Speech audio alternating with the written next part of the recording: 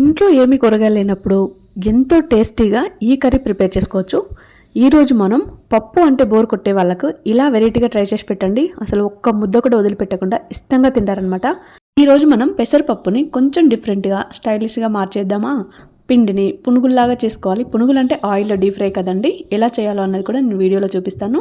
ప్లేట్లో అన్నం పెట్టుకుని కర్రీ వేసుకున్నారనుకోండి, ఫస్ట్ అన్నం తినరు, ముందు పునుగుల్నే లాగించేస్తారు. అంత టెంప్టింగ్గా ఉంటాయన్నమాట.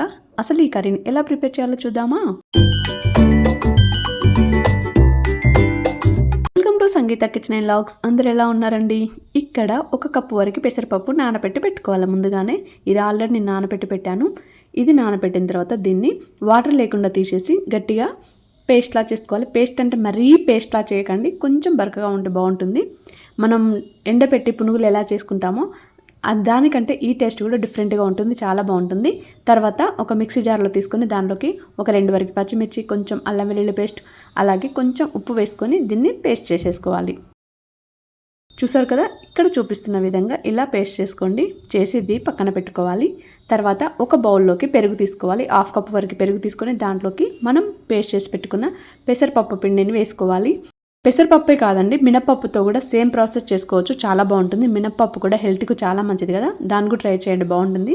తర్వాత స్టవ్ పై కడాయి పెట్టుకొని కడాయిలోకి కొంచెం ఆయిల్ వేసుకోవాలి. తర్వాత ఆవాలు, జీలకర్ర, ఎండుమిర్చి వేసి ఇవి కొంచెం ఫ్రై అవ్వనివ్వాలి. నేను చేసే ఈ వీడియోస్ మీకు నచ్చితే ఒక లైక్ ఇవ్వండి. అలాగే మీ ఒపీనియన్ కూడా కామెంట్ చేయండి. అసలు వీడియో మీకు ఎలా అనిపించింది, నచ్చిందా లేదా అన్నది కూడా కామెంట్ చేయండి. ఫ్రై అయిన తర్వాత ఒక చిన్న సైజు ఉల్లిపాయని కట్ చేసి అవి కూడా వేసుకోవాలి. అలాగే కరివేపాకు కూడా వేసుకోవాలి. ఇవి 2 కూడా వేసి మగ్గనివ్వాలి. మీరు వీడియోని ఎక్కడ స్కిప్ చేయకండి. స్కిప్ చేశారనుకోండి నాకు ఏమాత్రం ఉపయోగం ఉండదు. అలాగే నేను ఏమైనా టిప్స్ చెప్పినా, కర్రీ గురించి మీకు ఏమైనా చెప్పాలి అనుకున్నది ఏదైనా ఉంటే అది మిస్ అవుతుంది అనమాట. అందుకే వీడియో స్కిప్ చేయకుండా పూర్తి వీడియో చూడండి.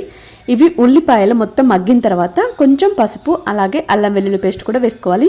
మనం ఆల్రెడీ పప్పులో వేసాం కదా ఇందాక, అంటే మిక్సీ పట్టేటప్పుడు, ఇప్పుడు కూడా వేస్తున్నాం కాబట్టి చూసి కొంచెం వేసుకోండి. అల్లం వెల్లుల్లి పేస్ట్ కొంచెం పచ్చి వాసన పోయేంత వరకు మగ్గించుకొని తర్వాత దీనిలోకి మనం ముందుగా కలిపి పెట్టుకున్న పెరుగు వేసుకోవాలి. పెరుగు వేసిన తర్వాత దీనిలోకి ఒక 2 స్పూన్స్ వరకు కారం, అలాగే కొంచెం ఉప్పు కూడా వేసుకోవాలి. ఉప్పు కారం మీరు చేసుకునే కర్రీని తగ్గట్టు, మీరు తినే స్పైసీనెస్ తగ్గట్టు, ఉప్పు కారం ఎక్కువగా తింటే కొంచెం ఎక్కువగా వేసుకోండి, లేదు మేము తక్కువగా తింటామని కూడా తక్కువగా వేసుకోండి. అది మీ టేస్ట్కి సరిపడా చూసి వేసుకోండి. ఇది కూడా ఒక 5 మినిట్స్ ఉడికించుకోవాలి. దీంట్లో ఉన్న ఆయిల్ బయటికి తేలేంత వరకు ఉడికించుకోవాలన్నమాట. మీడియం ఫ్లేమ్లో పెట్టుకోండి, హైలో పెడితే మాత్రం మాడిపోతుంది. ఇలా మధ్య మధ్యలో కలుపుకుంటూ, చూసారు కదా, ఇలా ఆయిల్ పైకి తేలాలి. ఇలా తేలేంత వరకు ఉడికించుకొని కొంచెం వాటర్ వేసుకోవాలి. నేను మిక్సీ జార్లో వాటర్ పోసేసి అందులో ఇలా కొంచెం పిండి పిండి ఉంటుంది కదా, ఆ వాటరే వేసేసాను అనమాట. మనకు అందులో అంటిన పిండి ఎందుకు చెప్పండి వేస్ట్ చేయడం, అందుకే ఇందులో పోసేసాను. ఇలా వేసిన తర్వాత దీన్ని ఒక 5 మినిట్స్ ఉడికించుకోవాలి. అసలు పెసరపప్పుతోటి ఏ కర్రీ చేసినా, ఏ పప్పు చేసినా అద్భుతంగా ఉంటుంది. పాలకూర పప్పు, పాలకూర టమాటా, పాలకూర, అసలు పెసరపప్పుతోటి ఏ కాంబినేషన్ అయినా కానీ అద్దిరిపోతుంది అనమాట. అందుకే ఇలా డిఫరెంట్గా ఒక ట్రై చేయండి. ఎప్పుడు చేసే పప్పే కాకుండా చాలా బాగుంటుంది. ఇదిలా మసలేటప్పుడు ఇప్పుడు మనం రెడీ పెట్టుకున్న పిండి ఉంది కదా, దాన్ని చిన్న చిన్న ముద్దలుగా చేసి వేసుకోవాలి. అంటే డైరెక్ట్ చూడండి, ఇక్కడ మనం పకోడీ ఎలా అయితే వేసుకుంటామో అలాగే వేయాలి. దీన్ని వేసిన వెంటనే కలపకండి. ఒక్క 2-3 నిమిషాల వరకు మూత పెట్టుకొని ఉడికించుకోవాలి. సిమ్లో పెట్టండి. ఈ పిండి వేసిన తర్వాత సిమ్లో పెట్టి ఉడికిస్తేనే కడాయికి అతుక్కోకుండా ఉంటుంది. లేదంటే కడాయికి మొత్తం అతుక్కొని హల్వాలాగా అయిపోతుంది అనమాట. ఎందుకంటే మనం కలిపేటప్పుడు మొత్తం అతుకుతుంది కదా, అందుకే ఫ్లేమ్ మొత్తం తగ్గించి పెట్టుకోండి. 2 నిమిషాల వరకు ఉడికించుకోండి. చూసారు కదా, ఇక్కడ చూపించిన విధంగా ఇలా వేసుకోవాలి. మూత పెట్టి ఉడికించుకోవాలి. ఇక్కడ నేను ఆల్రెడీ ఒక 2 నిమిషాల తర్వాత ఉడికిన తర్వాత చూపిస్తున్నాను.